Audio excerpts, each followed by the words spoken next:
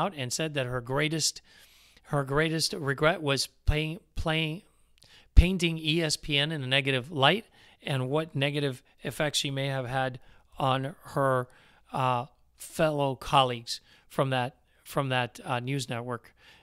Her greatest regret was not offending the office of the presidency of the United States or calling the president, insulting the president by calling him something that he is not. So, follow-up? Yeah, we knew she was a troublemaker from before. I told you about that. We had tweets going back to 2013 where she was making all sorts of inappropriate comments. It's no wonder that she would continue to do that. And small little kudo for ESPN for suspending her for 2 weeks. I think they need to investigate her. They have more than enough to fire her for being a disruptive force for ESPN and hurting their brand. So we'll see what ESPN finally does. The other subject, or the other point I want to share with you was I heard a podcast from 2013, and this one has to do with the legislative override bill that I am supporting, I'm pushing forward, and the constitutional amendment that I firmly believe needs to be added to our country and to our United States Constitution. And that is a podcast that I heard today by the SCOTUS podcast. And it was interviewing the founding dean of the UC Irvine Law School, a man by the name of Erwin Chemerinsky. Now, Erwin Chemerinsky, it is obvious from listening to his podcast, he is from the far left. He is at the very least solidly left, maybe even far left. And he believes, essentially based on his conversations in that podcast, that people like Sotomayor are kind of compromises to the left. So if you think that Sotomayor isn't left enough for you or too far left, then you are way left. Anyway, he wrote a book called The Conservative Assault on the Constitution, which is an oxymoron, because if you're a conservative, then by definition, you're not assaulting the Constitution. If you're liberal, by definition, that's who assaults the Constitution, because you are liberally interpreting the Constitution and turning it into something that is not.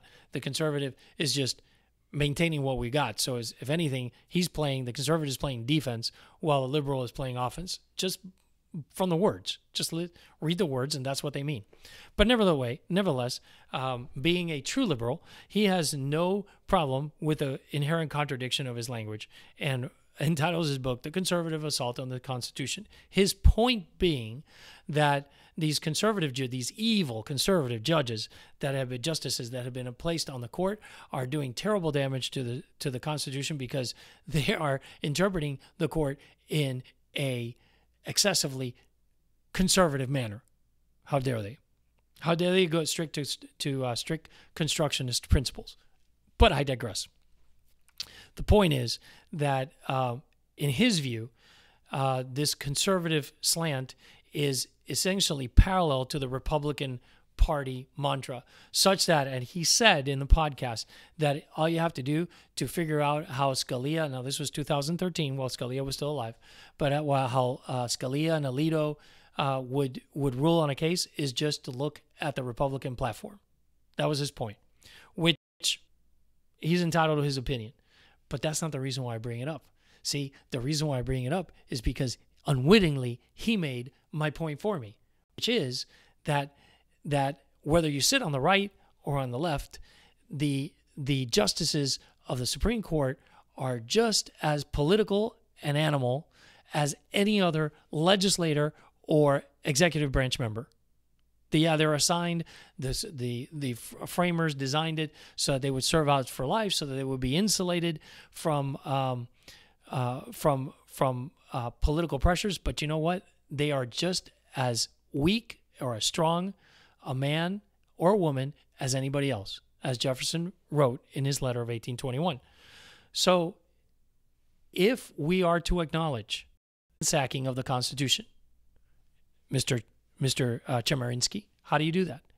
I submit to you that there's only one way to do that. you have to put a check and balance on the Supreme Court. Because the way the Supreme Court operates right now, it operates with unfettered discretion, meaning it's only a monologue. When the Supreme Court says something, the rest of us have to jump. It's not a dialogue as you would have in a true check and balance situation between two co-equal branches of government. So Mr. Chemerinsky doesn't discuss the point, and I'm sure that if we brought it to his attention, he would cringe or melt, just like the Wicked Witch of the West. And by the way, I can talk to you about why Wicked is one of the most horrible productions I have ever seen. Maybe we'll talk about that in another podcast. But getting back to the point, just like the Wicked Witch, he might melt before the presence of my recommendation, which is the same one that Madison gave to Jefferson in I think it was off the top of my head, 89, which is allow the legislature a period of time, a limited period of time. He said 1 session. I say 5 years.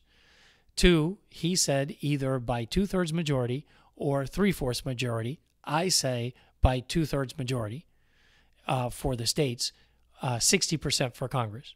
But either way, to allow by a supermajority for the legislature to state that notwithstanding the opinion of the court, the law remains operational, because only in that way can we help guarantee that the Constitution is being interpreted in a manner that is consistent with the opinion of the overwhelming majority of the American people. We need to fight for this. This is one of the biggest threats for our continued democracy. And I hope you'll join me in helping spread the word. My name is Dr. Julio Gonzalez. These are the Federalist Pages. May God bless you, and have a great day.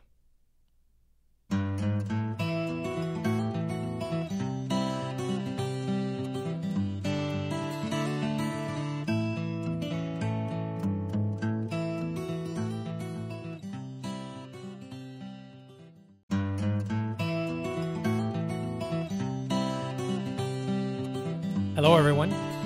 My name is Dr. Julio Gonzalez. It's October 11, 2017, and these are the Federalist Pages. And welcome to the Federalist Pages number 27, where today, as you can tell from my background, for those of you who are watching us on our video live stream, I am not at our usual studio, my office. I am actually at the Park Inn in sunny Tallahassee, Florida. It's a historical bed and breakfast here in Tallahassee, just a few blocks away from the Capitol. It's a great place to stay with significant historical overtones, particularly when you consider that the house, the actual structure, predates the establishment of Florida as a state. Pretty neat place to stay as you're getting ready to undertake the business of the people here in the Capitol. Well, today we'll be talking about Vice President Pence's supposed publicity stunt. We'll be talking about the state of California and its immensely insightful pronoun law. And we'll be talking about what I consider to be one of the new threats to the First Amendment, and that is corporate policy.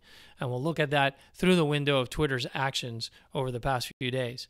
But first, let me thank all of you who are watching us on our video broadcast at YouTube, at the Julio Gonzalez MD JD channel. This is where you can see our video stream. And then finally on Facebook, SoundCloud, and iTunes, where the handle for each of those pages is the Federalist Pages. So today, let's talk a little bit about Vice President Pence's alleged publicity stunt. So what happened? Well, what happened was Vice President Pence went to a football game this weekend. It was the San Francisco 49ers playing the Indianapolis Colts. He went there. The national anthem played. He stood reverently facing the flag, placed his hand on his chest, and paid homage to the national anthem and the flag and the country and those who have fallen. Apparently, some players from the San Francisco 49ers did not join him in doing that. They kneeled. And so immediately upon the conclusion of the playing of the national anthem, he left. Why? Because he would not dignify the actions of those who failed to honor the flag by his continued presence. I think it's a perfectly appropriate move. The left immediately comes back and starts claiming that this is a publicity stunt on the part of Vice President Pence, with even a new angle, and the angle is that he did it on tax dollars. I was kind of surprised at the imagination and the degree of insincerity that the left undertakes to attack the Vice President of the United States for what is absolutely an appropriate action. So let's look at some of these accusations. First of all, as you know, and I've made this case numerous times, as a matter of policy for the United States, as something that benefits the United States, I definitely believe that the Vice President of the United States and the President should be advocating for continued reverence to the national anthem and the American flag. Now, a lot of people bring First Amendment rights to this. This is not a First Amendment issue.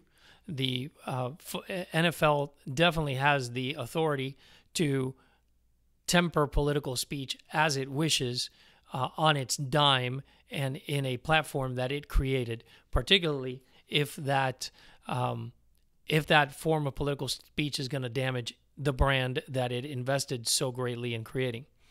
So from my standpoint, in terms of the NFL versus the players and the players' ability to engage in political speech, I don't think their political speech at the location and at the time that they're engaging in it is protected by the First Amendment. In other words, the NFL can restrict it. They've restricted it numerous times, and in other occasions, i.e., the prohibition of using the tags to honor the fallen police officers from Dallas on the players' helmets.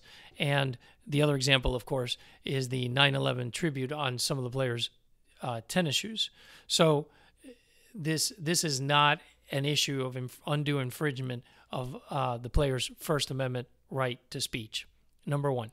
Number two, the Vice President's actions is also not an infringement on the players' First Amendment speech. And my call for the importance of continuing the tradition of engaging in the activity of reverently honoring the flag during the national anthem is similarly not an infringement on First Amendment. Why? Because nobody's saying that it ought to be prohibited.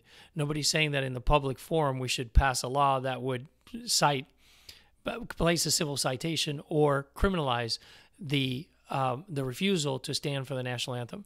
The only thing the Vice President is saying, and the President is saying, and for that matter so am I, is that this is such an important part of the American experience that it ought to be protected and it ought to be honored. And we will, speaking for myself, I guess, I will do whatever it takes to place pressure on those who do not engage in this activity, so that in so doing, they will voluntarily engage in the activity. No laws, no infringement of First Amendment, just a strong advocacy effort to make sure that they too be engaged in this activity. Why? Because in my opinion, as a policy matter, it's that important for the continued unity and the continued function